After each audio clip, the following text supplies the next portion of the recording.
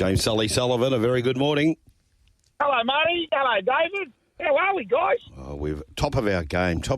Bit disappointed in your tip on Friday, though. You said the Roosters would win 48-6. Do you think Radley could have scored a try? What was going on? Oh, he was thereabouts too, wasn't he? We were close, but hey, Marty, be very careful because the bloke sitting across from you, he won't want to talk about this game. Oh, no, he's shaking his head. Well, Marty actually spoke to me on Friday on drive and said, well, your boys, and I did declare pre-game that it was not looking pretty. And, well, that was probably an understatement, 48-6. And unfortunately, Sul, the Rabbits right at the minute are in a world of pain. They're very difficult to watch.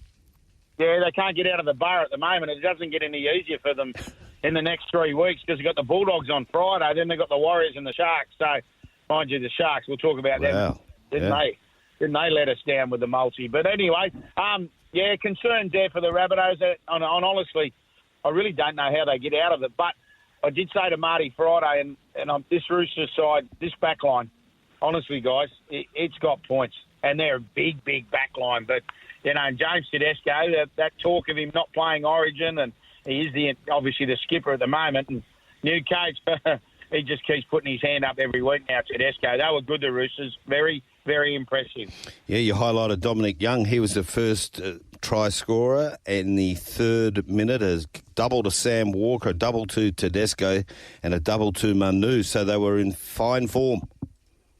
Yeah, they were, Marty, and this is what I think we'll get from them. It's a quality side, and even, you know, young Smith, I really liked him as the game went on, and he started to run the football, the boy who replaced Luke Keary, of course. So, moving forward, they're going to be a hard side, but I tell you what, all the talk in Sydney is, as you know, where I was, Marty and Botany, and it's just, they're a bit worried what's going to happen, and obviously this next 3 weeks for the Rabbitohs is just ultra important because, as I said, the side they play on Friday, the Bulldogs, a massive Good Friday clash.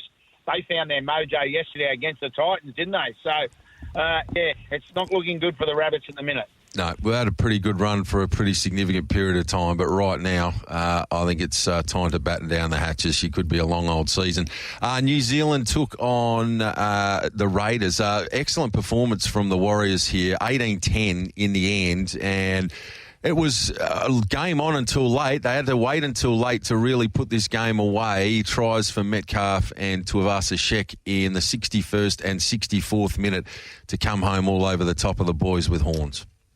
Yeah, good game of footy. It was a tough game of footy, and we knew that. The Raiders obviously have won their first 2 rounds, and the Warriors hadn't. And they were tested. The Warriors led 6-4 at half-time, and as you say, they had to work hard. Roger Tuivasa-Sheck gets home or scores that try in the 64th minute, and still plenty of time, but then Kotrick, a couple of mistakes from him at the back. But I think Raiders fans will be pretty happy, and Warriors, it kickstarts their season. It was a must-win game for them, and, you know, packed house in Christchurch, it was enough to get home and grab their first 2 points of the year. We're finally starting to see something from the Bulldogs, 32, and what about the Titans, yet to score, 32-0. What's that, 60-4, I think, in their opening. Obviously, they had the bye last week in their opening 2 rounds. So, yeah, real concern there. Viliame kick-out, massive yesterday. We didn't see the best of him last year. He obviously signed for the Bulldogs last year. He had an injury season, awful injuries, and then he was outstanding yesterday. Young Blake Taff, a new recruit, he scored a try as well. I shouldn't call Taffy young anymore, but he's still younger than me. So he played well, and, you know, we said this, I said this to the boys on Thursday. Slowly but surely, we'll start to see this Bulldog side gel. I didn't think they were awful last week against the Sharks, and Des Hasler. Desi. Welcome back to coaching, son. For whom the bell tolls, or what? Could be his last year, surely. Oh, mate, I don't think he'll last the year. There you go. No, it's not looking pretty. So they've got a point differential. You would have thought, surely they take the cake with a point differential of minus 56, but that gives you a rough idea how the Rabbits are tracking. They've got them covered there at the minus 64. So not exactly first-class work from either of those two sides to kick off the season, it must be said. So credit, though, to the Doggies and the Titans. They have got plenty of work to be doing there. This next game, you'd like to have been involved at the overs just on the down low. The Cowboys 46 defeated the Dragons 24. There was a little bit of something for everybody there, and the boys up there on the scoreboard were kept very busy, Sol. Yeah, it was an overs of the weekend. It was a special. But I'll tell you what, the amazing thing, you talk about sides in a bit of trouble. St George led this 18-4, boys. That's right. You look at the score and go, what? 18 points to 4 St George led. And then the Cowboys said, hang on, St George blew 3 or 4. Cowboys put 42 unanswered on them, and they were out, mate. There's one side in this comp, and you talk about the kicks and the dropouts and everything. Cowboys do it better than any other team getting the football back off dropouts, chases, and they are so good to watch. This Cowboys side went in full flight. Marty, you know, they're one of my sides that I actually like watching them play footy, and, geez, they put some points on St George. There's trouble at St George too. Flanagan's, mate, they keep leaking points, honestly. Last week was horrible against the Dolphins. And you think when they lead 18-4, they'd have a bit of get up and go, but they didn't. And Cowboys, that's a massive win on the road. So, yeah, they'll take the 2 points beautifully. How about this other match? Now, everything looked okay. Sharks scored first, Hazelton over, Hines converted 6-0, and then the Tigers just went bang, 32-6. In front of, mate, it holds 20,000, Leichhardt. I reckon it would have been sold out. The noise they make, there's been a lot of talk about Leichhardt Oval this week about they're not going to upgrade it. Who cares? It's a suburban ground. Just let them go. They don't care if they get a feed. They'll just do what they like, and didn't they put on a show, the Tigers? Mate, honestly, the Sharks had not lost a game there since 2014, so they went there pretty confident. Happy Curacao, boys. It was nearly a 10 out of 10 last night. He put on a masterclass, the little hooker. He was outstanding. Aiden Caesar, you know, they made that switch. They just put him back, the experienced halfback, and young Lachlan Galvin. Mate, he's a kid. I've called this kid the last couple, and I mean he is a kid. He's 18 years of age. He looked like a man last night. He was very, very good. You know the best thing about this game, I know we look at the scoreboard, 32 points they scored. It's not the points they scored, it's the points they didn't let get scored against them. They kept the Sharks full of points to 6 points. Outstanding win. And Benji Marshall, boys, he's first as an NRL coach. Very nice. Well, they're certainly on good terms with themselves off that performance, the Tigers. Let's have a look at the action for today. So a couple of games remaining for the punters to get involved with. 105, we see Parramatta taking on Manly. Pretty tight. Actually, they're both pretty tight market-wise here. Parramatta $1.81, Manly $2. Para, the -1.5's out to 194. Manly, the +1.5 into $1.86. Total points at 42.5. How are we playing this first game today?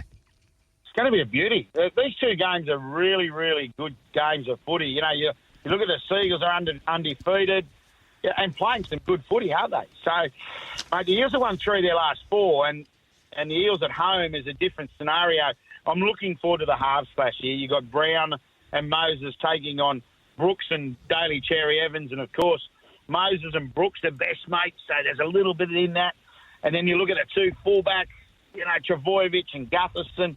Mate, I'm going to go to Seagulls. I just think they've got their mojo at the moment and got points in them out wide. So the concern for me is the outside backs for the Parramatta Eels defensively. I think they're going to cop a hammering today, and I can see Tommy Travojevic being up and about. I don't think he's scored a try yet.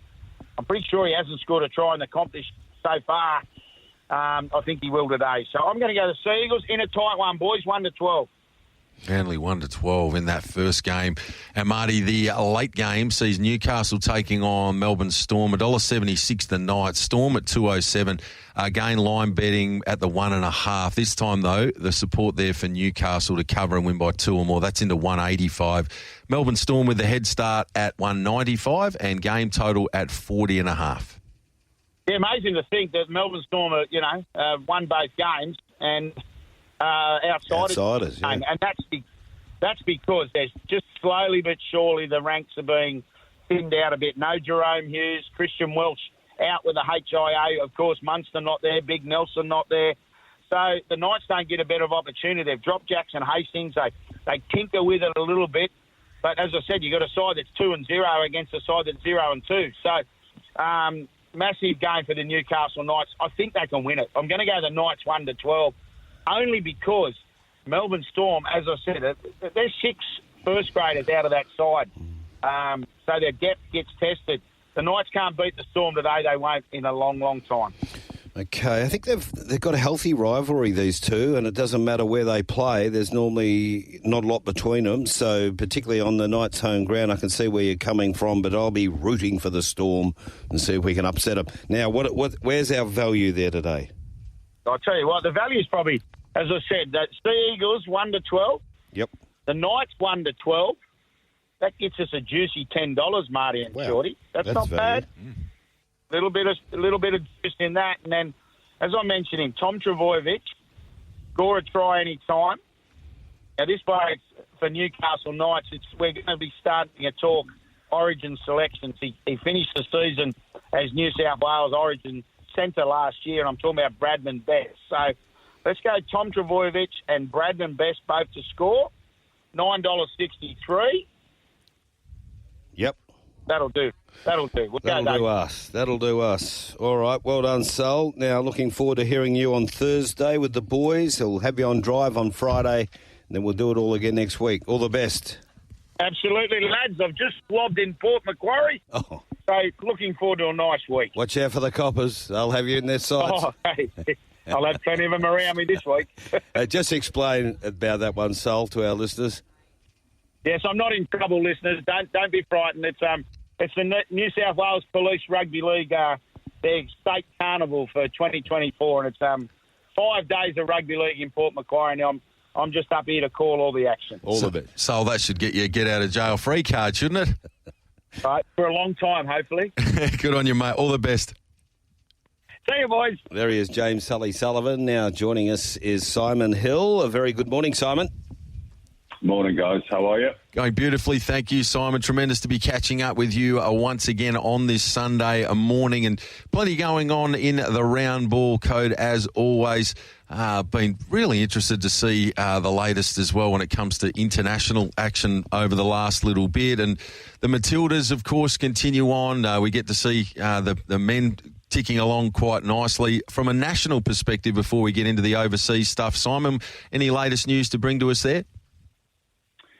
Well, the Socceroos are involved in World Cup qualifying at the moment through Asia. They played on Thursday night against Lebanon in Parramatta in Sydney. Won by 2-0. It wasn't the greatest performance, but I thought for an hour they were decent. A couple of debut goals, one for Keanu Bacchus after just 5 minutes, although I'm pretty sure it was intended as a cross, but it drifted in off the post. And then Kai Rolls in the second half with his first international strike as well. Gave them what on paper looks like a fairly comfortable victory. But the last half an hour in particular was a bit scruffy. They gave away the ball too often. Lebanon, who defended in depth for most of the game, but obviously, once the second goal went in particular, they had to come out and play a bit. So they put Australia under a fair bit of pressure. Hit the post through a young striker called Daniel Curry, and might have nicked a goal or maybe even something better in the end. So I think there's a bit to work on for Graham Arnold. The team still isn't particularly fluent. They were missing a couple of players as well. Martin Boyle wasn't involved in the squad because he's got concussion at the moment. Aidan O'Neill was suspended. Matt Leckie's still not 100%. So, they've got some talent to come back in. The two teams meet again on Tuesday night in Canberra. Now, that is technically Lebanon's home game, but of course, with the security situation over in the Middle East at the moment, they are not going to take the risk of playing the game in Beirut. So it'll be at GIO Stadium in Canberra. So it's effectively another home match for Australia. And they should be good enough to get the 3 points. If they do, then it's 4 wins from 4. And they will be, I think, technically through to the final round of qualifying. Now, of course, this time around for 2026, it's an expanded World Cup. Every tournament seems to be expanded these days, all about money, of course. And there's going to be 48 teams in the United States, Canada and Mexico, going to be hosted by 3 different countries as well. Great for carbon footprints, I must say. So if Australia aren't one of the best 8 teams in Asia to go through, then we really have got a problem. But I think they'll be all right. internationals overnight, and we go to Wembley Stadium. England, Brazil, De Souza in the 80th minute, and Brazil win 1-0. Yeah, known as Endrick. They normally all have one names, the Brazilians. And this kid is only 17 years of age. Actually became the youngest ever goal scorer at Wembley last night.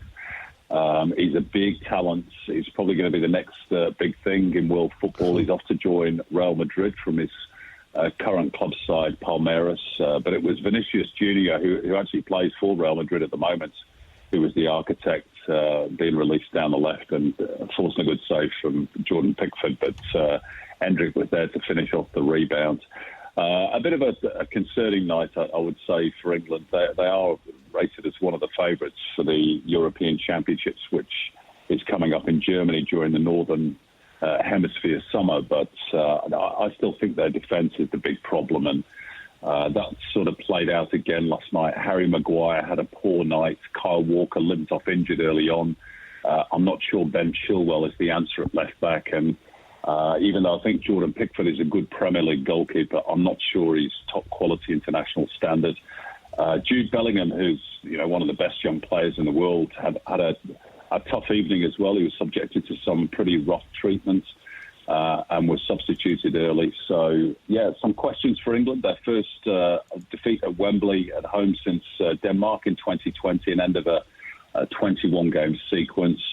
They've got Belgium on Tuesday, and of course there's some off-field stuff going on as well. I don't know if you've read this about the row over the flag that's been put on the back of the shirts. It's a tiny little St George's Cross flag on the collar, but they've changed it from its traditional red and white to red and purple and blue, which has caused an absolute storm in the UK. I imagine so. So Gareth Southgate's got to deal with all that stuff as well as a team that is not particularly functioning well at the moment. When it rains, it pours, Simon. Germany on the road to take on France. Got the job done, 2-0. Big win for Germany.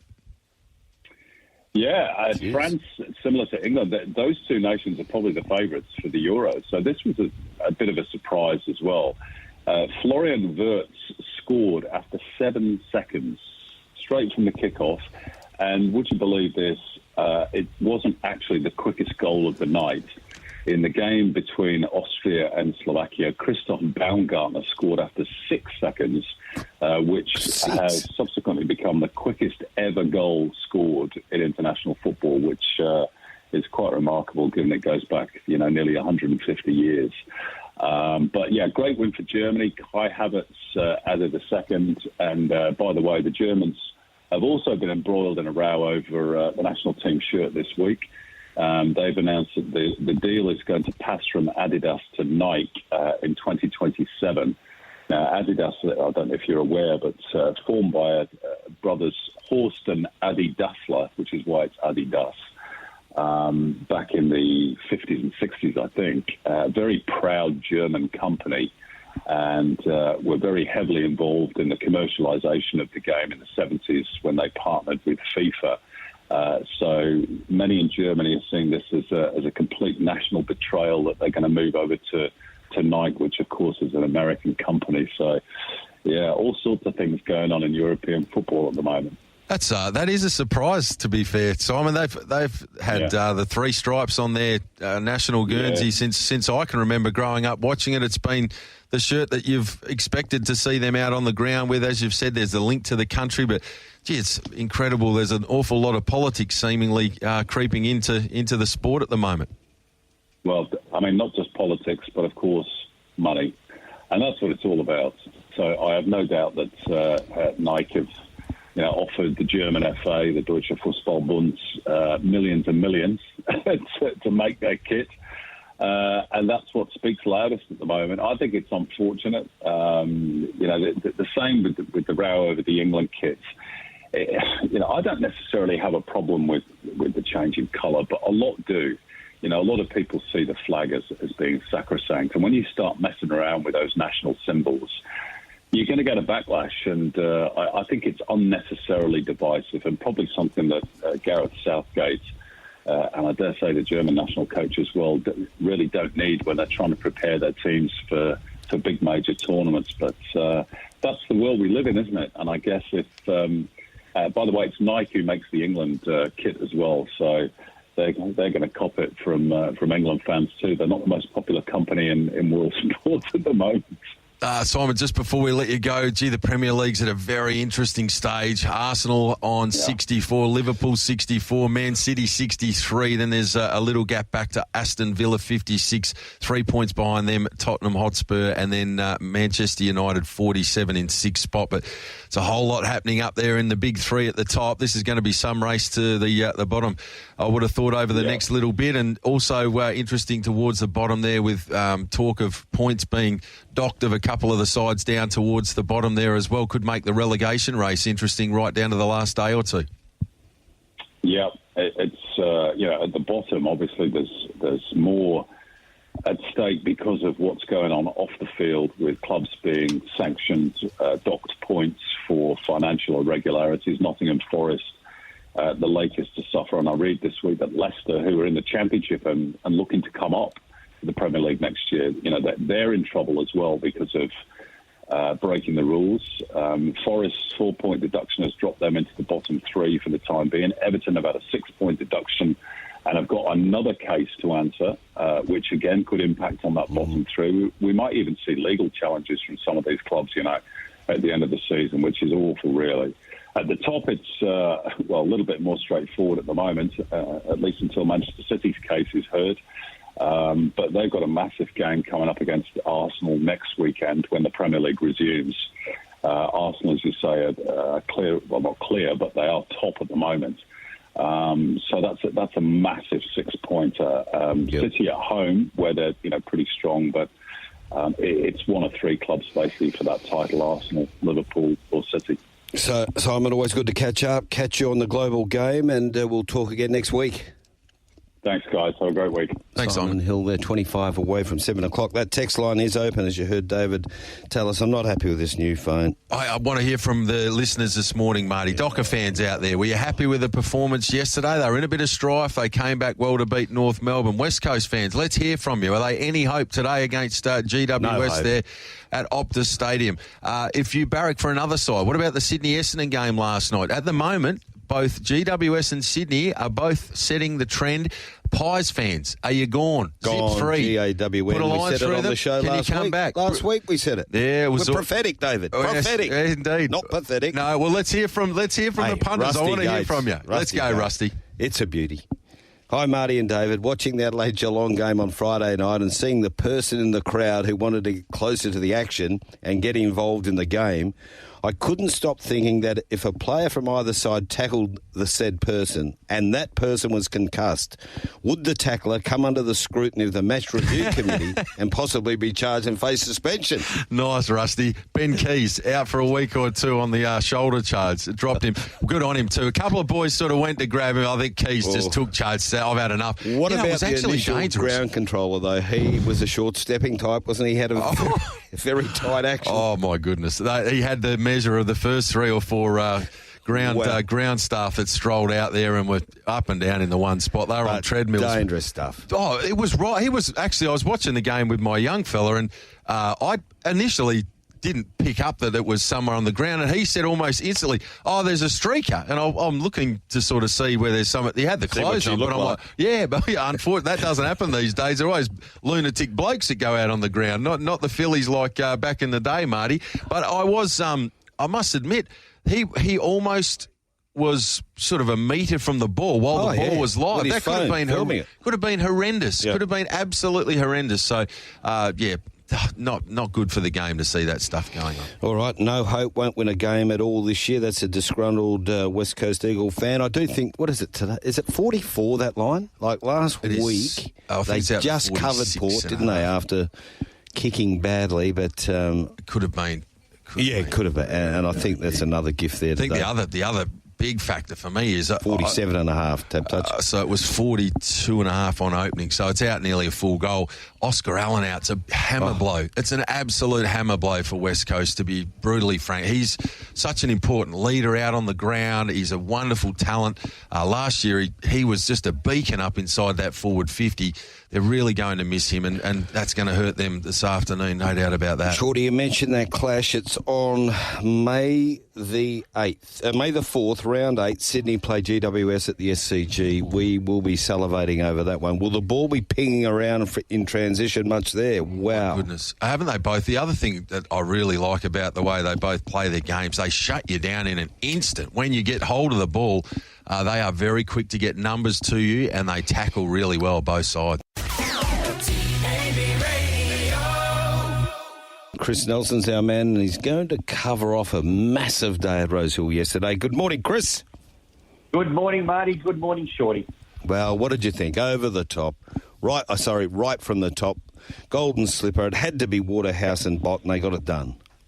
They did, and look, the money all came for the fillies, didn't it? In the lead-up on Friday, she was very heavily backed, Lady of Camelot, and look, her run in the Blue Diamond was sensational, as we know, and that just suggested that she was going to run really well, and she camped behind the speed. She got a lovely run. Storm Boy missing the start obviously didn't help, and old Switzerland, he just was as flat as a biscuit, wasn't he, before the home turn? J-Mac had the whip on him. He wasn't going anywhere, and she was just bolting there for Blake Shin. The run just needed to come, and when it did, she went through. But I tell you what, Cole, when he looked the winner there, when he swooped, but she was able to just get the head down at the right time. So terrific runs, both of those two. Runner-up was an outstanding performance at huge odds, no doubt about that. And Lady Camelot had to really dig up along the inside. It took to the last little bit to get the better of Coleman, but it was 12 into 7. So punters certainly were getting involved there and got something out of the race. Storm Boy missing the kick was not ideal, clearly, but what do you take out of that performance? Obviously, they were up for some incredible bonuses and the like. Had the horse won, I don't know that it would have lost too many admirers. It just comes down to missing the start, and sometimes that can happen in these juvenile features. Well, it's an interesting comment, Shorty, because I just saw a poll on social media.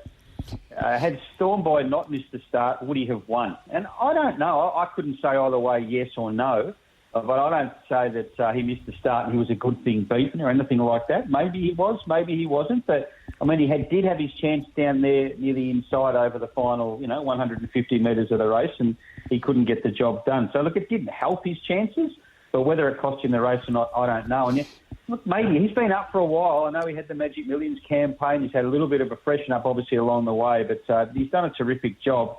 And Switzerland, well, J-Mac said post-race that he's probably come to the end of it, and he's likely to head off to the paddock. So that sets up an interesting second and third leg of the Triple Crown. I mean, how many of these 2-year-olds will push on? I mean, will Storm Boy push on? Switzerland probably won't. So we might be left with some lower numbers for these other Group 1s. It's an interesting one, isn't it? Because post-race, and Adrian Bott, who will be a special guest on our program in the second half of the aftermath, was almost at pains to say, without saying it, that enough's enough for Lady Camelot in that post-race interview. So I would imagine she's not going to go forward. That's just my gut feel from that interview. Well, that's interesting, Marty, because that would be her. That would be definitely Switzerland, and probably, I don't know, maybe Storm Boy, but I'm sure you'll find that out very shortly. So that opens it up for the likes of the filly Manal, who I think was finishing off the race probably better than any other, and will wrap up 1,400 and probably 1,600. Traffic so Warden was good. It could be a good, completely different viewpoint, couldn't it, for those a different outlook on those two races. I'd say Traffic Warden was hitting the line beautifully as well. Yep. But he's been up a while as well, so you wonder if he'll continue on. It was obviously big raps on Storm Boy and Switzerland coming in, and Lady of Camelot backed, as you touched on, but it seemed to be a really deep year for 2-year-olds. There are a lot of high-quality performances coming into this Golden Slipper. Chris, and I sort of get the feeling that there's going to be a batch of really, really nice horses to come out of this 2-year-old crop that we can follow over the next couple of seasons. Yeah, I couldn't agree more, Shorty. I think the bunch of 2-year-olds we've had this year have been one of the best bunches we've had in quite a long time. So hopefully they do kick on. There'll be a few of them that now to go for a break, and hopefully they'll come back as good 3-year-olds. But there's a few there that probably haven't raced as much as some of these hyped-up ones that will probably go on as well. And I speak of the likes of Manal and others. So, yeah, we could be in for a cracking 3-year-old season. We know a lot of the times these 2-year-olds out of the Clipper don't go on. But I've got a funny feeling next season they might. Let's go back to the Manion Cup. Post-impressionist, how impressive was this? William Haggis, Tom Marquand, they know how to win a stayers race in Australia. And by Teofilo, side the Melbourne Cup winner last year, is a superstar, a staying sire. Sorry, Chris. Yep. Go ahead. Shorty. Go ahead, mate. I was going to say, William Haggis has trained 10 winners, I think, in Sydney since he started coming down here. 3 Queen Elizabeths, 2 Rand Vets. And 3 Manion Cups now, and gee, these English stays, they've just got panels on ours, haven't they? Both were arrogant. We'll get to Via Sistina, obviously, a little later. But, sitting out the back for Tom Marquand and just reeled them in and was way too good for our bunch. He knows these horses so well too, Tommy Marquand. He's become a regular for at least a month a year over here in Australia. He knows the horses and their racing patterns. He's ridden here for decent periods of time, so he knows the tracks really well. And, once again, absolutely superb there, post-impressionist, and had the right form lines coming in. What the thing with me that's the most impressive about them, it doesn't seem to matter how they run the races. These horses, they can be ridden stone cold, they can be ridden up on top if they need to be, but they just adapt really well, and they've got that massive class edge. And the fact that the big stables over here continue to spend top dollar bringing these horses, these stayers over, Chris, and to be frank, if we weren't getting these horses come across and spending the money on them, our staying ranks here in Australia would be dead set just about non-existent. So thank goodness that there are some of these horses that are up for purchase that are able to sort of bolster our staying ranks. Couldn't agree more. And as you say, if we didn't have these internationals being bought up by the owners, we'd have horses going around here as stayers that could just about be hurdle horses. So I mean, they'd be very one-paced. So thank God they do come across. Thank God they import a lot of these UK horses and Irish horses, etc. I'd like to see a few Americans here. Gee, that'd be interesting. Would be. Race 4, the Derby Munro Stakes. He's a favourite of ours from Melbourne, Brave Mead, and he went up to Sydney and he was too good for them. Looked a good race. Yeah, he had a lovely run. Blake Shin just put him in the right spot here. I think that was the key. And I think, too, the fitness edge he had over Shortte, who I thought was a really good return. He did not shirk his task one little bit in the straight there. He was beaten, just over half a length on the line, but he was as game as they come, and he was a real market drifter late. So I think out of that race, obviously Brave Mead is good, but I think Schwartz will take good improvement. All righty. We're about to have a look at the Group 1 Ranvet Stakes taken out by Via Sistina. That was, of course, the Group 1 Sky Racing Rosehill Guineas taken out by Riff Rocket, Natural Willa aboard for Chris Waller. They're beating Cholwolf. This is a horse I really like, Cholwolf. I've continued to follow it. Cat Ferrat was back in third and Gambare was in fourth. But, geez, the last 10 minutes of betting, the punters really did roll up the sleeves and get heavily involved with Riff Rocket, and they went home with plenty, Chris. Yeah, and look, I think he was the right horse. I mean, on form he was. I mean, I thought he had lengths on those. I mean, he didn't exactly win by a length. It was a little bit under that. But Natural Willow rode a good race. He probably just got back a little bit further than he wanted to early on. So he was on his bike at the 900-metre mark, 3 deep, and picking up ground. And Riff Rocket did a good job to sustain the run. And once Militarised came out of the race in favour of the George Rider, I think it really opened up that, because I didn't think Tom Kitten was going that well. On paper, his last start run was good, but if you look at it, he was very flat, I thought, his last 200 metres or so. So that was the race for Riff Rocket. The one you mentioned there, Shorty, heading towards the Derby, will be right in the finish there, you'd think. Now, that was my bad. I put the wrong interview on, but Via Sistina, who had won the Ranvet after coming out of the Champion Stakes at Group 1 at Ascot, it was just so well placed. Sat back last and, just ran past him in the straight, won really well by length and a half from another international in play, de Carousel. Yeah, and look, $5.5 million they paid for Via Sistina as a breeding and racing prospect. And I was watching this race. They went so slowly in front. What really interested me here was that J-Mac was just sitting there last, and he just did not look any bit worried at all. He just looked to be quite happy sitting back there. It didn't matter if they went even slower. He couldn't seem to care, and he knew what he had under him. And once he got her to the outside in the straight, she's reeled off 10.66 and 11.06. So she's run her last 400 in 21.72 off a slow tempo.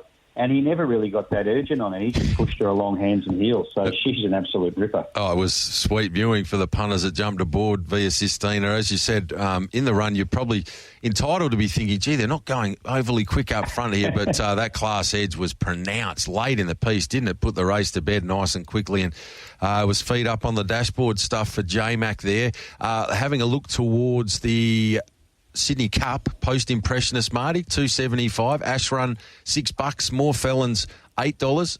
Play to Carousel now at 11. Circle of Fire, 12. Amade, 15. Boy d'Argent, 15. Glentanius, Loft, Poptronic, Serpentine, all at 15. At 16 and upwards from there. Do we go forward with post-impressionist and Play to Carousel? $2.75 favourite post-impressionist. Did you see enough from Play to Carousel to potentially have something on at the 11? Yeah, definitely. But the one I like there, you did mention, Shorty, is More Felons. I like More Felons as win. A bit of a forgotten horse. That was probably 4 weeks ago when More Felons won. I think it was at Rose Hill. So keep an eye on it. But, yeah, I do definitely think the second horse is in the mix. And Via Sistina, she goes to the Queen Elizabeth, of course, at Randwick coming up in a couple of weeks' time. She's favourite for that as well. George Ryder Stakes taken out by V8. We've got Calvin McEvoy, special guest after 7 o'clock as well. Beats Lady Laguna in a Dow struggle. Militarised third, Golden Mile fourth. Think about it. Had to do plenty in fifth. Yeah, look, I remember one morning on the show, I think you guys might have been away, and I was chatting to Alex. And I think it was Alex and Brad, and the question was, Lady Laguna, at the time she was winning Group 3. Do you think she might be able to get away with a Group 2 at some stage? Well, she did that. She got a Group 1, and here she is running second again. She's just improved out of sight. She was game in defeat. V8 had the right run. Damien Lane just rode that horse an absolute treat. Fourth, one out, one back, and we'll probably head now to the Golden Eagle in the spring. Militarised, I thought was very good. I just thought dropping back from the mile to 1,500 was always going to be an issue, and it was. There was tempo there, but he just wants further. When he gets out over further, I will be jumping on, guys. Yeah, he just he raced like a horse that needs further there. It took a while to wind up. The last 100 probably was its best work, but you're right. Next time when it gets out and a bit longer, get involved. And Zapateo got the job done in the Group 1 Galaxy, defeating Sunshine in Paris. And Front Page was a big go at long odds. It rolled to the top. It was running them along with its 52.5 kilos. Just compounded the last little bit. But Zapateo's always promised to win a race like this, and we saw the best of it there at big odds yesterday. Yeah, $26. Shorty had a lovely run once again, similar to V8, 1 by 1, and lifted late to beat Sunshine in Paris, who I thought was a cracking return. I mean, she obviously had injury concerns towards the end of last year, missed the run in the Everest. Her first start run in the Group 1 here was outstanding. I mean, she only went down by a small margin. Front Page, as you mentioned, was good up on speed because he set a really good speed.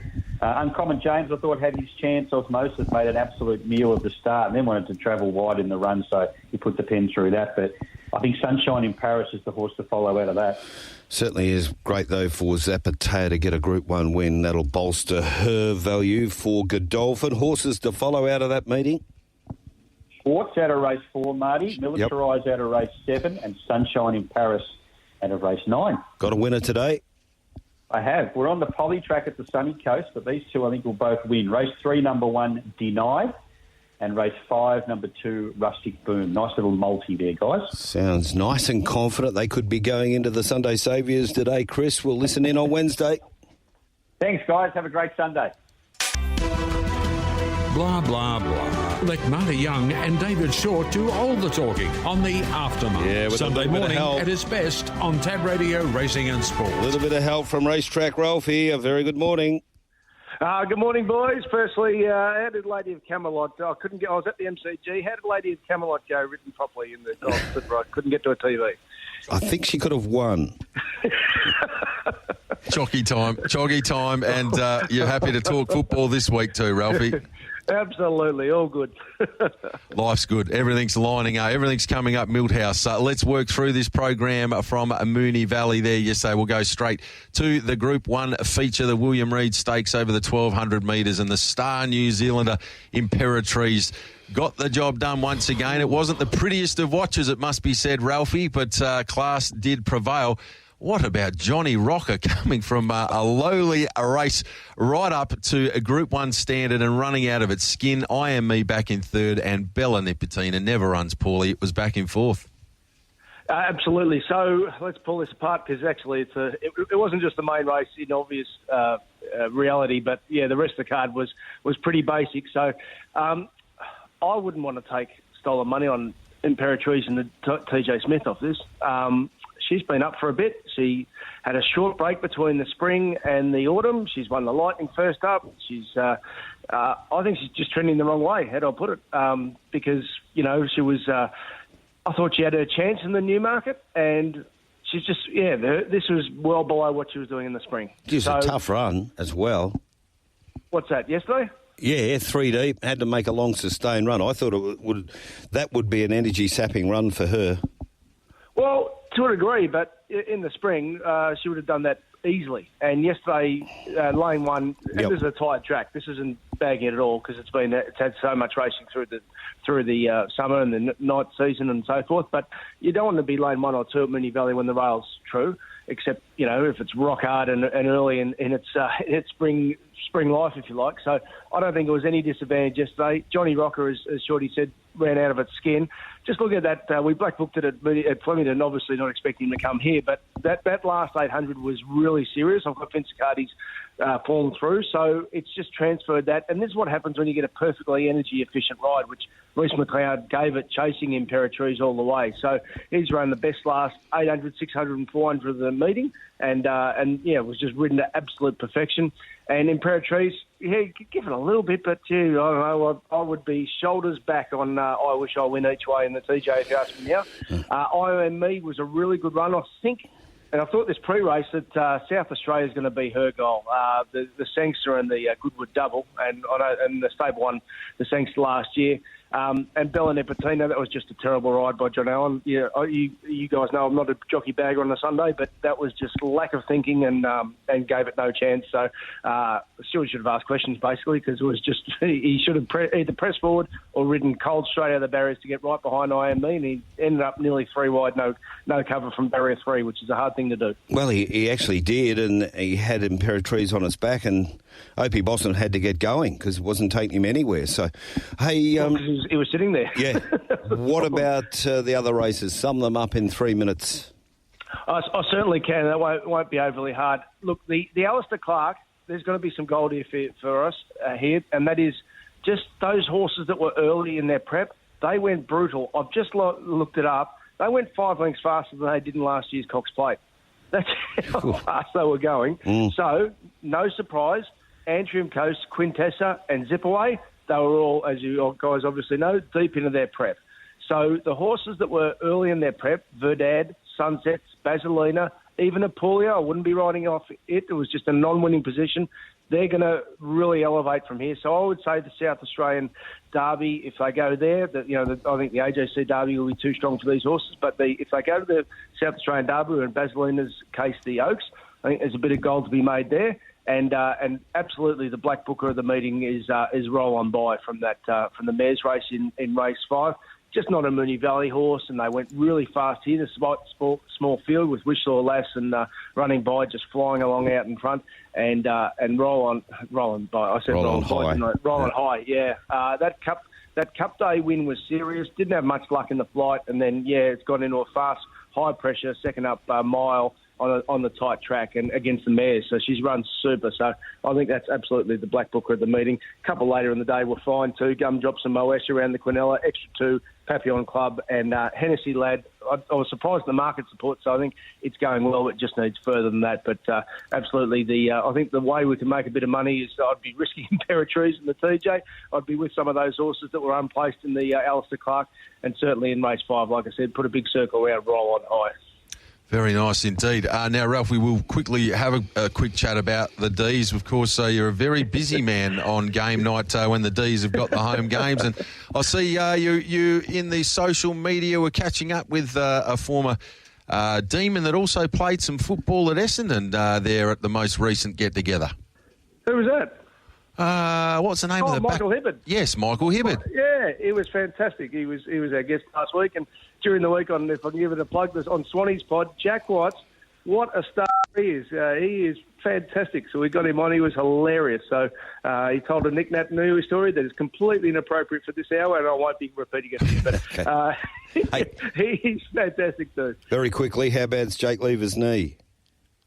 Yeah, I'm unaware of that one, but dear me, I go to the footy and sit behind the goals just to watch Lever and May together. So for the D's to win well without either of those two for most of the game, that was a good sign for that. But don't want to lose those two boys. Particularly, you got Port next week. All the best, Ralphy. Good on you, boys. There he is, Racetrack Ralphy. On The Aftermath, it's time to introduce the 1985 Brownlow medalist from the Footscray Football Club, Brad Hardie.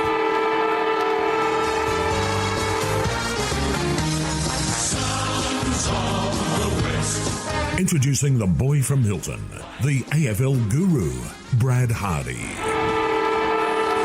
Good morning, Bradley.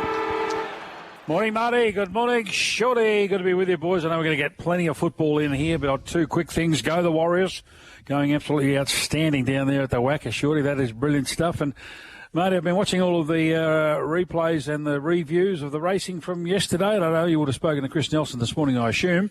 Did he mention a horse called Manal? Yeah, he did. And wow.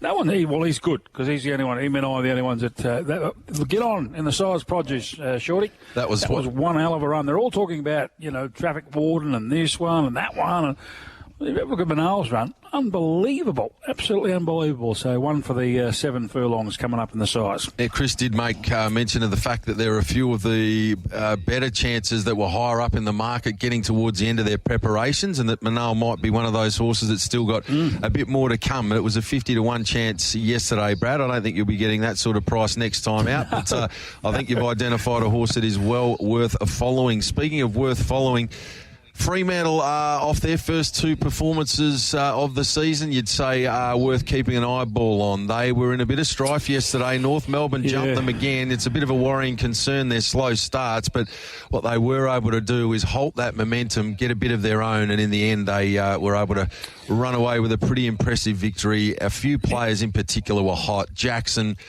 Sarong outstanding again. Brayshaw through the middle. Those three guys right now are very, very important for the Dockers, and they're travelling nicely. Shorty, I share your concern because that was their problem last year, their slow starts. And look, they got away with it. They got away with it against Brisbane at home, and they got away with it yesterday against North Melbourne, still a young developing side. And you got to be good to do that, and they've done that 2 weeks in a row. Tick tick. But I'm with you. They just don't want to get themselves tangled up like that against some of the better sides because they won't get that look back in. And just before we hone in on Fremantle, just disappointed yesterday, Marty, with blokes like Larkey, Simpkin, dead set. They were 31 points in front. Larkey gets a shot, Shorty, 20 metres out, virtually directly in front. They go 37 in front and a job on. Fremantle got to find a way. But well done to them. They found a way back. Those are the sort of things that can kill you in games. And the young blokes are doing well. Wardlaw, McKercher, Sheasel continues to shine. But the key for me yesterday, Shorty, I get it with Sarong and Brayshaw. Luke Jackson. Yep. I mean, he was the one. I've said this all along, Marty, that he's still 22, Shorty, I reckon, 22. He's a young man. He's still a young man, and look, it's not going to lose it. They're not going to lose anything without Big Sean in there at the moment. No, and he's look. I hate comparing players to former players, and they do that a lot. They go through the draft. They say, he plays like Dusty Martin, or he plays like Jonathan Brown. He is Dean Cox 101, 2.0. He could be that because he's so good in the air. He's very good below his knees. He's got a really good tank. He can ruck and he can roll forward and he can take a mark and he can kick a goal. And I thought he was clearly the difference between the two of them because Cherry took it up to him in the first quarter. He certainly did. Take it up to him, but he couldn't sustain it. He couldn't sustain it. So in the end, it was a really good effort for Fremantle to see themselves getting home. And if you're a North supporter, don't despair. You're heading in the right direction. You're going to have these ups and downs. And I think Alistair Clarkson would have been relatively happy with his young team's performance for a good part of the game yesterday, but you just can't afford it. We've seen too many violent swings, Marty. There's been 7 and 8 goals and, kicked in a row. And the old-fashioned days where Shortte used to be able to start a fight or do something, you can't do that anymore. It's up to players to go man-on-man across the board and try and slow things down. Davo has sent this one in. G'day, boys. Luke Jackson is the closest thing I've seen to Stephen Michael. There you are. There's one for you. Wow. That's a fair I'm rap. not sure he's in that quote just there yet, but I'm more happy. I'm more happy with the Dean Cox comparison. He got 24 yesterday. I think he's more agile than Cox. I know Cox could get around the ground, but this guy can. Wow, he's. Yeah. I think we forget about Cox. Cox, he was a rookie sort of player, come in, and he was all arms and legs. But when he developed it, when he got to his mid-20s, now I think you're probably right in. But Cox was also very wiry early, and I think that he was. It wasn't until he got a little older that he became a little bit. We all get a bit stiffer as we get older, as we know, Shorty. And he's in good shape. He's in really good shape, and he's going to be certainly the man to take Fremantle wherever they're going to go over the next 5 years. One thing about him as well, he could almost play as a rover. His ground ability to get the ball at ground level for a guy that is the size that he is outstanding. But one thing I'll say about him, as the time has gone on with his time at Freo, key moments in games, he puts himself into spots where he can be dangerous. Good players do it. Save. He drops down forward when they need a mark, and that's exactly what Dean Cox used to do. If they needed a mark down back, he'd fill the hole and take the grab. If they needed a goal up front, he could sneak down there and get the job done. So he's reading play really well. The other really important player, Brad, was Nat Fyfe. So Freo went away from him playing in the middle last year, tried to say, let's play him forward. He's feeling as well as he has for some 3 or 4 years. While he's not as quick as he used to be or as dynamic, his presence in that midfield has been very important over the last fortnight. Yeah, I think the bigger bodies going in there has helped Brayshaw and Sarong. We mentioned that last week, in regards to, what it serves its purpose. Now, he's not the crash and bash player he was, but he's still certainly getting his numbers. Kicked a long goal yesterday, which was good for him to build up his confidence in that level. The other bloke, too, who didn't have the biggest of games yesterday is Hayden Young. I mean, with Young and also Fyfe going in there, that just isn't that little bit of extra grunt around the stoppages and the loose balls to allow Sarong and Brayshaw and a few of those to get outside. So that's good. So it's tracking along nicely. And where do they go next week, Shorty? I think they've got... they're at home here to Adelaide. That'll be a good test for them because Adelaide were a little bit disappointing, I thought, the other night. You think have to be about $1.40 for that at this stage? Haven't had a look at the markets yet. Hey, here's from Snoz. My team, the Hawks, are in trouble. The team plan in the first quarter was diabolical. This style of football will not defeat the Mount Hawthorn under 12s. That was ridiculous. They really. They spoke about Hawthorn. I did the Essendon game last night. They were talking about them being, and Tom Papley came out and misread the room, I think. Yep. In regard, we'll talk about that clash in just a tick. But Hawthorn were trying to go back to the old unsociable Hawks when they were the best team in the competition. You can get away with it when you're the best team in the competition. And Brisbane Lions were like that when they won their back to back to back. They were very ungenerous when it came to handing things out. But I just didn't get that yesterday, and it was always going to be. It's a very taxing game too, boys. And if you want to be full of bravado and bulltish and start pushing your blokes over and knocking them down and all that sort of stuff continually, eventually you've got to try and get the ball. Melbourne are the last side I'd pick to play that style of game against as well. They've got made no sense. May down back he lives for that sort of stuff. And guys Lever. like Petrarca, absolutely, that brings them out of their skin and gets them fizzed up to go. And Melbourne just dominated. But Hawthorn did, in fairness to them, there were 5 or 6 key injuries prior to the season getting underway that have really made it difficult for them to get their best side on the park. And they were one of the few sides that could probably ill afford to have those injuries given where their list is at the moment. I think they're going to take a little bit of time, Brad. I think this is... How much time? He's been there 3 years, hasn't he? I still think that this season they're not going to fire until late in the season if they get all these players back. And by then... no pressure on. They might go on a run late, but they're not going to be playing finals footy. But I think their list, once they get everyone together, I think they will be okay in the years to come. But right now, they're in a fair bit of strife because this is a red-hot competition. Well, I'll know where they're at next Monday because historically these games between them and Geelong on Easter Monday have been crackers. But, yeah, I'm not sure. I mean, Geelong not in bad shape at the moment, better shape than I thought they might have been, although, again, I will temper it by saying that Adelaide were pretty ordinary. Now, I think the Cats deserve a little bit of credit, though. I like the way they bought. They really bought great energy, but Dangerfield late in that game went off. Yep. That's going to be a bit of blow. They do lack a little bit of depth through the middle of the ground with Guthrie, I think, has been out as well of late. So it's just they're going to have these young guys step up. Duncan was out again on Friday as well, Brad. So that depth is being tested. Atkins, yeah. That's true. As I said, but I just got really annoyed. I don't know what you were like, Marty, but you felt like throwing something at the TV, Shorty. With, how many times did they bomb down the line into Tom Stewart? I mean, like, seriously, I mean, it wasn't as if they weren't getting their hands on the ball. But one thing that did concern me about Adelaide at home, I get it sometimes you're not quite in the right headspace, but the amount of guys that reached in and tried to snatch and leave the seam without the footy, and that irks me. That just means you're not committed. You're worried about getting hurt. You know, you want to, as I say, reach in, gather the ball. How many of them left it behind? You know, and then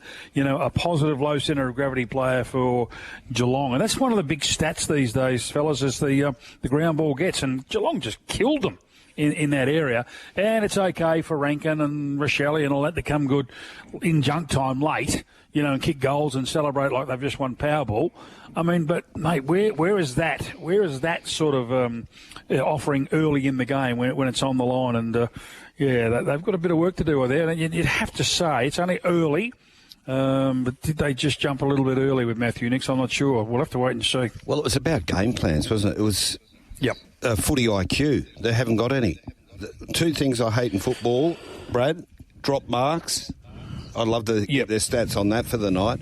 And two, just kicking without even thinking about where you're kicking it to. And the dump kick. Yeah, the dump kicks were killing. Into their forward line. It goes straight to Tom Stewart. He had 10 intercepts. Look at Big O'Brien. I mean, he's not the most coordinated bloke going around. He had a crack. He got a loose handball there from a Geelong player, and he had one step shorty, and it wobbled through, but at least he hit it. And then I'm thinking, well, why can't the more seasoned, when your job is to kick goals, why can't they do that? And I really did, and Marty, I texted you, I said, what are they doing? I mean, we all go back to Nat Fyfe versus Paddy Dangerfield. 10 years ago, that was. 10 years ago. Remember when Phil Walsh was coaching the late and great Phil Walsh? And it was head-to-head at the Adelaide. It was a fantastic clash because both boys were in their absolute prime, and it was a great shootout. Why would you put Jordan on Dangerfield? One just cancelled the other out. I just didn't get it. Get Keys on him. Get some bloke who's not really having an input.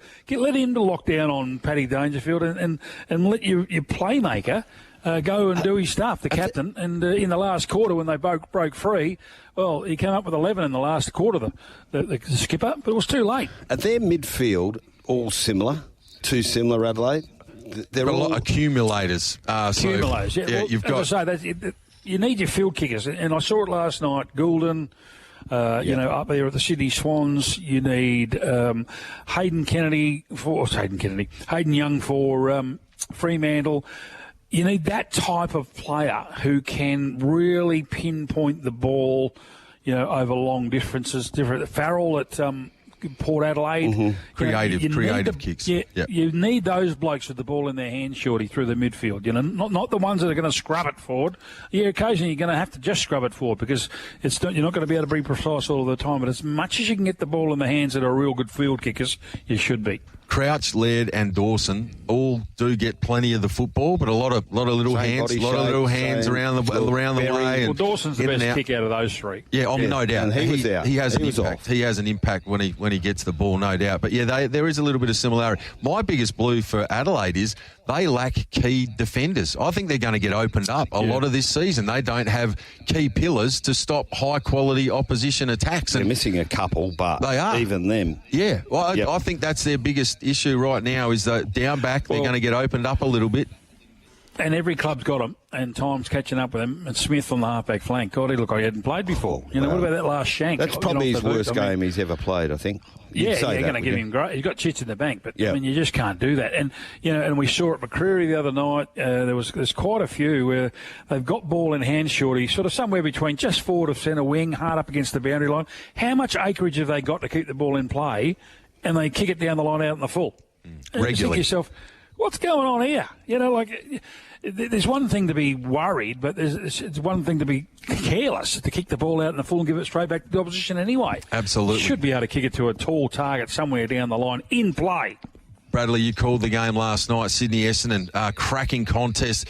Gee, Sydney are a tough, hard football side right now. This ball, all night long, pretty much player would pick the ball up, bang, assaulted. Player would pick the ball up, bang, assaulted. There was no room to move. We know that happens a little bit at the SCG, but I thought both sides brought really good intensity and energy into the game. The class of Sydney, though, really did shine through at different stages of this game. Goulden's a man you touched on. He was very good once again there for Sydney last night. And I thought Isaac Heaney was stunning. Warner outstanding. Tom Papley had a night out. He got a heap of it and kicked 4 snaggers as well. They're in pretty good shape right at the moment, the Red and Whites. Well, after half-time, Grundy did what he did to Gawn, because they were double-teaming him with Goldstein and Draper, and they were all right the first half, and Draper ran out of gas. He was absolutely gazonked, and, poor old Toddy Goldstein, he's going to be riding public transport on half price next year, so they just couldn't do that very, very well. But, look, I think the biggest incident that came out of the game naturally was the one with 2 metre Peter. I don't think there's any malice. That's the first bloke he's ever run into, I reckon. In his life, Marty. In his life. A lot of people overreacted there, including Tom Papley. He was there. He made a mistake. He's going to pay the penalty. I'd say he'd be careless. People say, he took his eyes off the ball. Of course he did, because he was trying to save the bloke from absolutely killing him. That's what he did. So he actually braced and he tried to pirouette out of it and actually pirouetted into it. So from that point of view, and fortunately for Cunningham, he was up and about pretty quickly. He's going to miss. So it goes straight to the tribunal. You suggest they'll be starting at 3. But, I don't think people need to get over analytical on this one because of the fact that half of them will. There'll be extremists out there who'll be trying to rub him out for months. It's just ridiculous. The two-way running of Sydney is amazing. There's some vision of Goulden getting the ball in the back pocket, charges through the middle of the ground, receives it back just forward of centre and spears a pass into the full forward of goals. They're two-way running. And, Brad, I want to ask you this. We saw it with Collingwood for 2 years, and then you're cooked, right? They're cooked. Yep. Their bodies can't do it. How long, once you get into this zone that Sydney are in, how long can you do it for? I think it's about 2 years, or maybe 2 years at the most, and then you start, the third year you're going, hang on. They might be able to hang in there a little longer because Goulden's only a boy. He's young. Heaney is starting to get into the midfield now, Shorty, where we've been trying to get him for a number of years because he's been playing IR forward pretty much, or forward line essentially for most of it. We've seen the growth of Callum Mills, who isn't playing yet. That means Parker comes back into that lineup, and I think Parker can roll forward because he can take a mark, kick a goal. Yes. So leave Heaney where he is. So he's still a relatively young man. I think they've got those sort of, and Warner, and his brother's going to be okay. He's still a few years off, but he's going to be okay. So they've got a little bit of youth coming through there, which is a dynamic. I mean, you look at Rampy, you look at Lloyd, who still do their job week in, week out, but their forward line's young. Marty, Logan McDonald, who didn't have a huge night last night. Kudos to your recruit in Ben Mackay. I thought he didn't have a lot of the ball, but he did his job. He did his job. And that's all you can ask for. I like the way the Lizard's going as well. He had such runner. Dash to them off half back. He just gets the ball moving. So the other thing with our buddy, they were guilty of being playing like the Harlem Globetrotters early, Shorty, and that's why Essendon were able to get into them. Because I thought, it's just human nature. We've got the Bombers at home. We should be right. We outscore them, but they got a bit of a fright there particularly in the first half and a bit. Because Essendon had brought their game face with them. I think with our buddy, those 3, there's no P. They all take it in turns, but if each week they can kick 2, 3, 1 apiece, and then you've got all these midfielders that come in and kick goals. Yeah, McLean's the other. And with Buddy, all the focus was on him, and that's what let them down in the end because he wasn't the Buddy of old. Well, the game plan still stacks up because what Buddy used to do when he wasn't getting a lot of the ball was roll him through the midfield. And he would take people with him. And they did it again last night on a couple of occasions. It's the smallest ground in the country. Yet they still got out at the back. and you shouldn't be able to do that. I was just a little bit, annoyed with Essendon, predicted it before the game started. Don't get too high up on the ground in defence. Don't try and, condense the ground too much because they'll get out the back. You need that sweeper. You need the Tom Stewart type, David Wirapunda back in the day.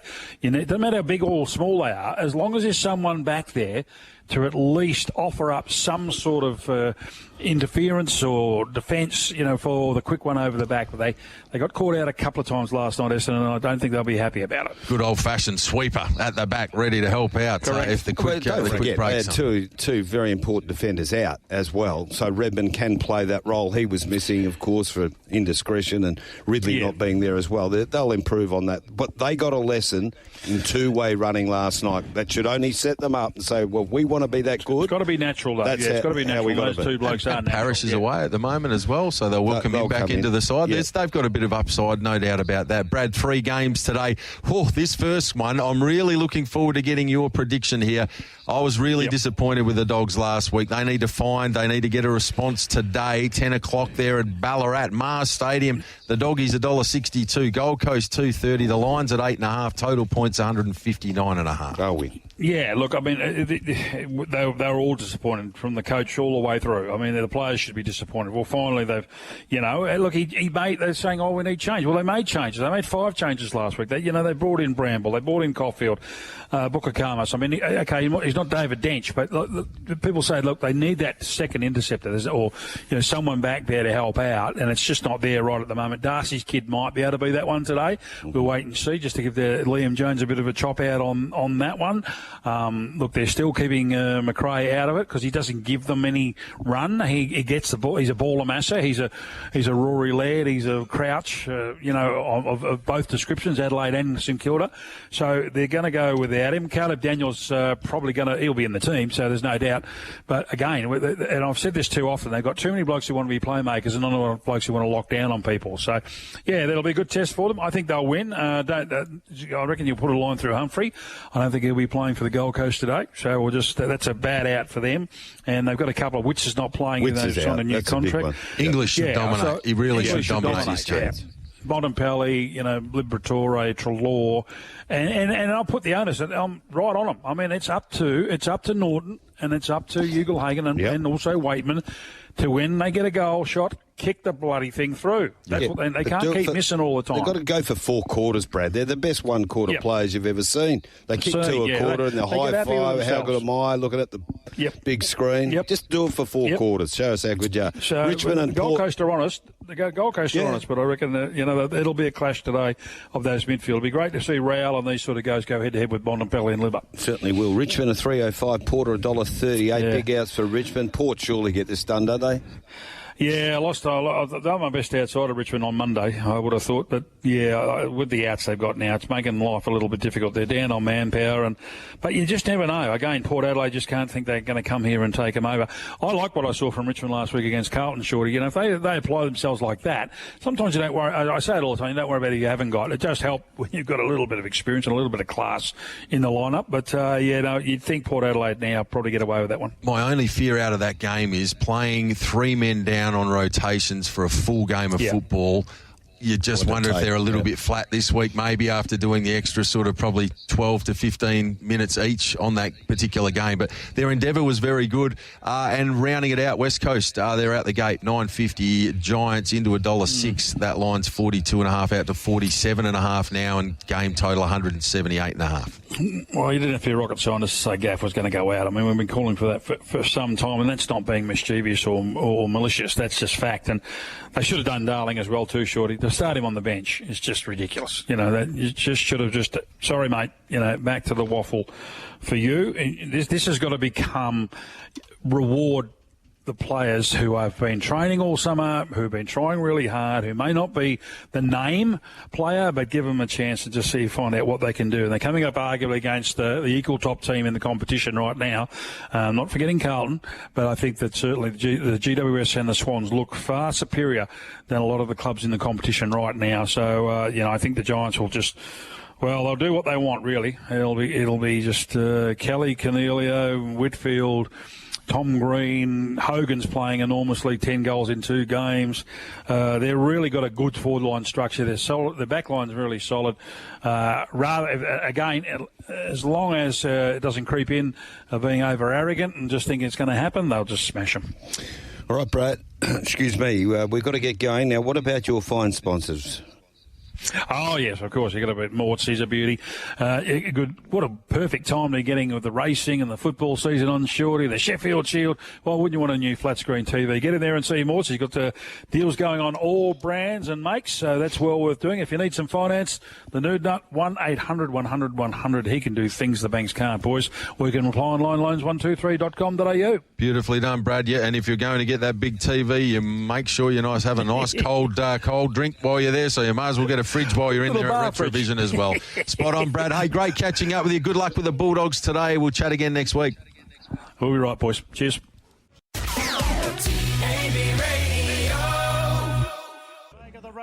And further back to Pericles as they straighten up now and see if he is being challenged by Think About It. And Think About It races to the lead. 2 lengths away, V8 doing the chasing, followed by Golden Mild, Lady Laguna. Military still a long way back together with NCAP. V8 revving up now, and V8 takes the lead at the 100 from Lady Laguna running on. It's V8 and Lady Laguna. V8, Lady Laguna, V8, vroom! V8 won the George Ryder narrowly from Lady Laguna. Darren was on it. V8 beats Lady Laguna, and co-trainer Calvin McEvoy joins us on the aftermath. Congratulations, Calvin. What a win.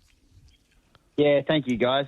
He was superb yesterday and really deserved that win, that horse. It was fantastic for the whole team. Absolutely. And, of course, the WA boy, Damien Lane, another stellar ride. Absolutely rated the horse beautifully, produced at the right time, and it was a really nice performance. This was a quality lineup up against V8 yesterday, and in the end, it was a good win. Lady Laguna was coming hard late, but V8 looked always like it was holding it the last little bit.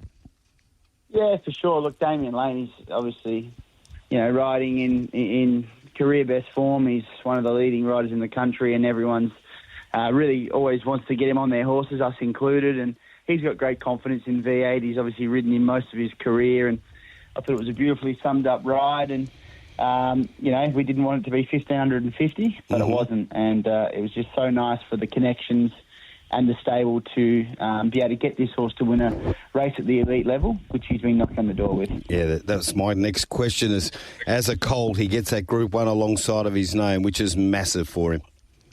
Yeah, it's huge, and look, he's obviously he's by Grunt, who he's only had a couple of crops, and he's the headline horse for Grunt at the moment, but he's very well bred. He's out of a group-winning Fastnet Rock mare, so the pedigree's there. And now that he's a Group 1 winner, I'm sure that there'll be quite a few people interested in him. Indeed. We spoke to you after the victory first up. This preparation there at Moonee Valley in the Australia Stakes, and we commented on that Sunday morning about how this horse just had a wonderful will to win. It looked to be in a very awkward situation, and then late in the race, the horse basically just said, I'm having this, and got over the line.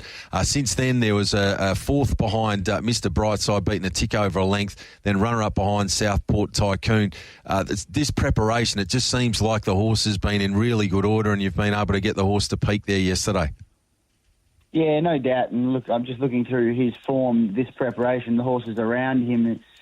Southport Tycoon, who he beat, obviously won the Guineas, which he ran second in. Mr. Brightside and Pride of Jenny, they're the All-Star Mile. Quinella and Riff Rocket, who he beat in the Guineas, come out and won impressively another Group 1 yesterday. So the form is probably as good a form as there is in the country at this stage, I would think. And he's just got that will to win, like you said, and even yesterday when you watched the replay, he put his ears back and really wanted to have a go. Well, the race itself, you've beaten Lady Laguna a last start, Group 1 winner before this race, and Militarised, we know how good he is. He's running seconds in Group 1s, and Think About It back in fifth. We know how good he is. So an Everest winner back in fifth. Pretty exciting, isn't it? Star-studded field, the George Ryder always is.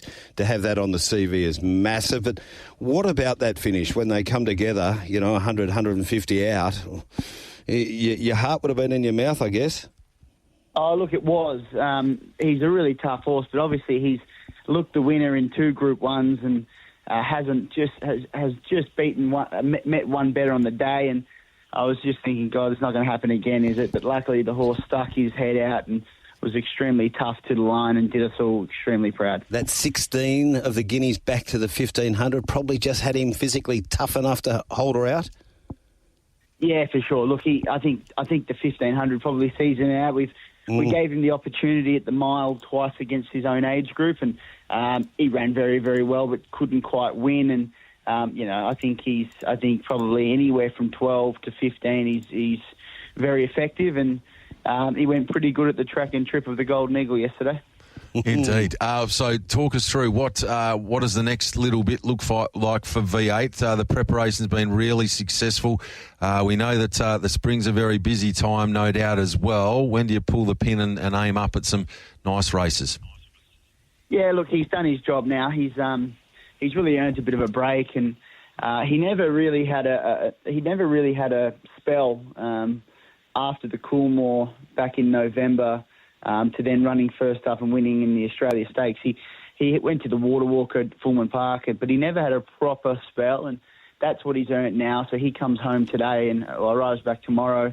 And what we'll do is we'll plot a path towards a Golden Eagle, whether that looks like a Manikato first up. I do think the horse is brilliant enough to win a race like a Manikato fresh. He's unbeaten 1,200 metres fresh. So that's sort of what we'll be looking at, then possibly a Silver Eagle into the Golden Eagle. I think third up Golden Eagle will be perfect for him, and it's exciting for the ownership group. Now he's got that Group 1 in the locker, we can target that $10 million, which is bloody fantastic. Go for the money. You had 2 runners in the Golden Slipper. They both didn't disgrace themselves, Dublin Down and Rue de Royale. They both ran quite well. Dublin Down, he was always going forward. We had a bit of a plan, and Hugh Bowman had a plan, and there was always a risk of getting caught wide, and unfortunately he did. I think the horse still gave us a great shout. He presented at the top of the straight for about 150 metres and looked like he was going to give us a shout. Hugh Bowman really liked him. He just had to do too much work early on, and it told on him late. And Rue de Royale, it was a nice size run, Matt. He's just finding these 1200s just a touch sharp. Even with the shades on, he was just at his top, and he still managed to quicken and finish the race off. So at this stage, he's pulled up well, and he'll head to the sires, and Dublin Down will head to the paddock. Fair enough. And Belle Plaisir was a nice run yesterday there at the Valley. A win doesn't look to be too far away. I know. She was a bit unlucky yesterday. Just copped the hip and shoulder at the point of the turn, and that really does put horses off. It can cost them a length, just taking the wind out of their sails a little bit. I'm not saying it cost her a length, but I just think it was probably the difference between winning and getting beat.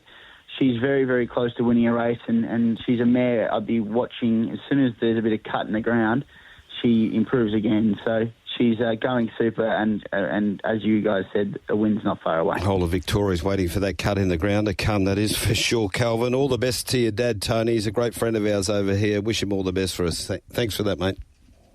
Appreciate it. Thank you very much. Calvin McEvoy there. We've got to get through some of these texts. Bet of the day, Giants to win by 100 plus and Hogan to score 6 goals plus. That's $28.50.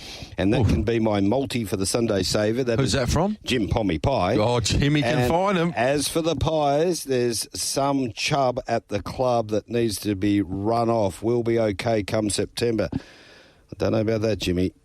Just a very quick one on the pies, right? After 3 games last year, they were 93-4 and 74 against. They are 77-4 and 103 against. That is a turnover of minus 45 points. They've got champion data ratings, 36-year-old Pendlebury, minus 14. 33-year-old Howe, minus 40. 33-year-old Sidebottom's been putrid, minus 44. Mitchell, 30, minus 61. Crisp, 30, minus 37. DeGoey, 28, minus 33. They are their champion data player ratings. You've got to rate them somehow. We're using that champion data. Gee, they've got some senior players that need to lift. They have. And the other thing, Marty, just to the eye, and it's your eye's not always 100% right, but last year, the speed of ball movement, the hunger, the passion, the determination, it was all there. I think winning premierships is hard to do. And sometimes, once you've won it, it's a little bit harder to come back that next year and be right at the top of your game. You maybe just that 1% off. And the other thing is you are the hunted constantly. Everybody has channeled you and looked at your game. Every time you play against them, we're up against the reigning premiers. It's a chance for us to prove ourselves. 100. And your game plan is put under the microscope to the nth degree.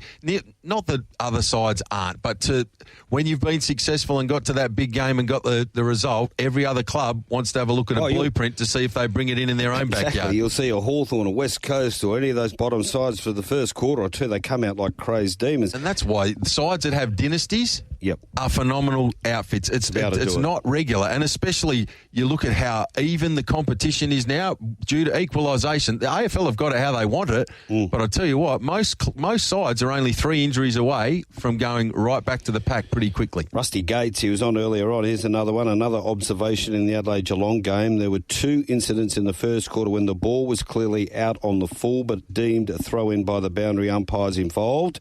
And there was another incident when the ball was clearly over the line through the points, but it was reviewed and it took 1 minute to come up with the right decision. Bit of advice for the umpires involved, should have gone to Specsavers. That is Rusty Gates. The old boundary umpires have been getting it a bit. Here's another one from Lisa of Allenbrook. Very good morning, Lisa. Morning, guys and team. Hasn't been a great couple of weeks for our boundary umpires. Brad, not a good day for Melbourne with May and Lever out with injuries. Big loss. Who would they bring in to replace? Heard that Gaffey excelled in the WAFL scratch match. Hope the Eagles don't rush him back. Looking forward to seeing Harry Barnett in the ruck, and good to see Jermaine Jones given a chance playing halfback. Take care. Have a great week. That is from Lisa of Allenbrook. He's an interesting man, Jermaine Jones. He's got that leg speed. He can add a little bit of class when he gets the ball in his hand, so he will be a welcome inclusion. I think he's one guy that can add a little bit to West Coast. And speaking of Hawks, Jai Newcomb looks disinterested, needs an absolute rocket. Agree 100%. His first 2 weeks of the season have been...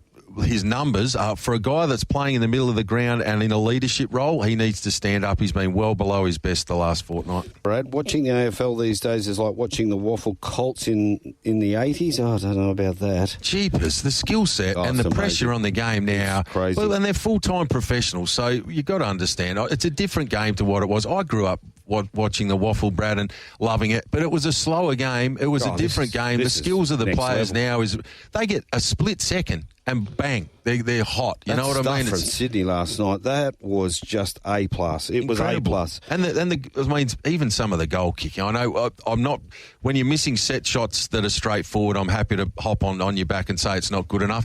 But some of the general kicking off a step, bang, round the corner, 40 metres. There's a lot of very highly skilled players in the game right now. Okay, same old crap from Essendon. No defensive transition and schoolboy errors. They conceded 80 points on transition last night. Don's lacking serious leg speed to defend. Agree with that. Peter Wright was attempting chest mark, footy incident. You're still going to get 3 weeks at least. Boys, I've never seen so much focus on boundary umpires' decisions. What can be done? Lots of humour on social media. Cheers, John from Crawley. Well, I'm not on social media. What's going on there? I think, there's 2 that, there was a goal kicked. I'm trying to think who it was, but there was a goal kick this round, and it was effectively, I would have thought close to sort of 40 centimetres. Higgins against... That's it, yeah. That was clearly out of bounds. And then there was one there last week, same thing. In the West Coast game, might have been Waterman out from, and he was nearly a metre over the boundary line against Adelaide. We've got a very special guest joining us now. I'm sure he's going to like this replay. Of Camelot. Now Storm Boy is cluttered up behind runners. On the outside, Holmes are caught. Traffic Warden and Switzerland in the middle of the ruck. Into the straight. Shangri-La Express just in front of Straight Charge. Going up the inside. Folly Led and Storm Boy. Lady of Camelot behind them. 3 lengths away to Switzerland. And wide out Coleman running on. Storm Boy's got the run on the inside. Coleman wide out with Lady of Camelot. It's Coleman. Lady of Camelot. Coleman ahead in front to Lady of Camelot. Coleman. Lady of Camelot. The Lady dives and Lady of Camelot got up. Lady of Camelot, a spectacular win in the Golden Slipper. Was a spectacular win. Adrian Bott, co-trainer, joins us. A very good morning, Adrian. Hey, good morning, guys. How are you? Going beautifully. Thank you, Adrian. Appreciate your time. No doubt you've been incredibly busy last night as well as this morning. Let's start off, though, with the victory. Lady of Camelot, a stunning performance there yesterday. How have the celebrations been? Yeah, look, she's an amazing filly, isn't she? She's to go down to Melbourne in the first place and run the style of race that she did in the Blue Diamond. I thought it was an excellent performance there. And then to be able to come back and to Sydney and sort of freshen up over that month, and to be able to bounce back in the way that she did, that's really an incredible performance from her. Certainly was. What about yourself, Adrian? I love that interview with Rad's post-race yesterday. I've actually recorded that. It was absolute gold, and he asked all the right questions. But we saw it with you during that Magic Millions where, you had to be up there in Brisbane and the Gold Coast and run the whole show up there, and Storm Boy ended up getting the money. And again, it was so much work going in to qualify 6 horses into the slipper. You got different owners. You got to manage so many people and expectations, and yet on the day you were just as calm and cool as a cucumber after the win.